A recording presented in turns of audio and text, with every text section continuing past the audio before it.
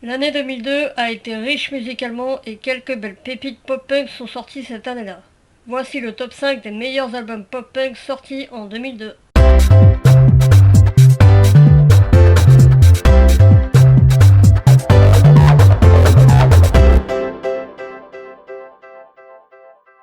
Motion City Soundtrack, I Am The Movie.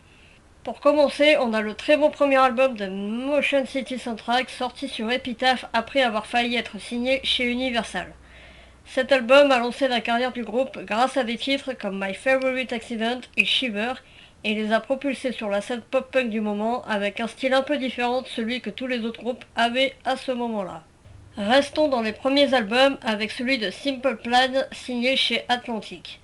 No Pads, No Helmets, Just Balls. Ces jeunes Canadiens ont tout explosé avec cet album sur leur passage avec leur single prometteur I'm Just a Kid et Addicted.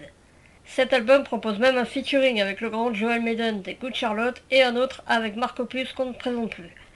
La crème pour un premier album. Tout y est pour un album parfait. Des sonorités pop-punk évidentes, des thèmes classiques de l'amour malheureux, des relations parents-ados et de tout ce qui turlupine tous les ados.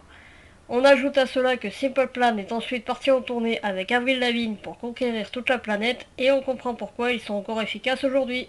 On continue avec le groupe Alistair et leur album classique Last Stop Suburbia, qui est en fait leur troisième album et qui est très certainement leur meilleur. Signé chez Drive-Thru, il y a là aussi tous les ingrédients pour en faire un album pop-punk par excellence.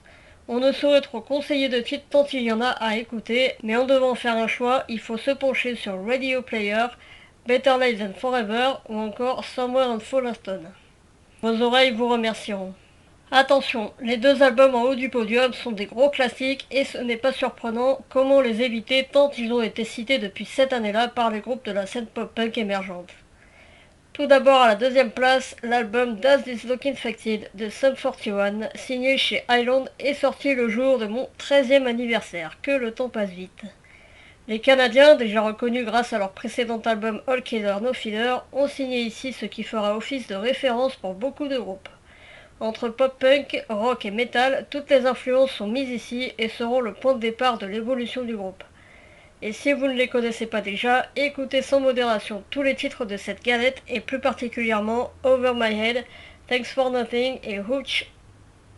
Après 17 ans, je ne m'en lasse toujours pas.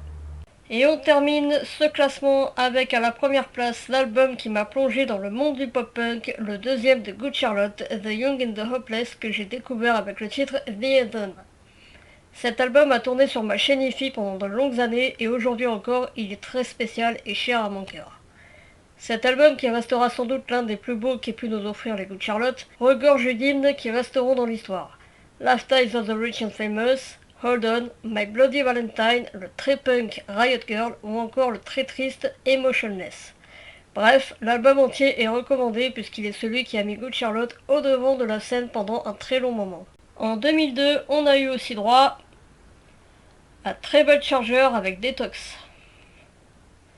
L'album éponyme des All American Rejects.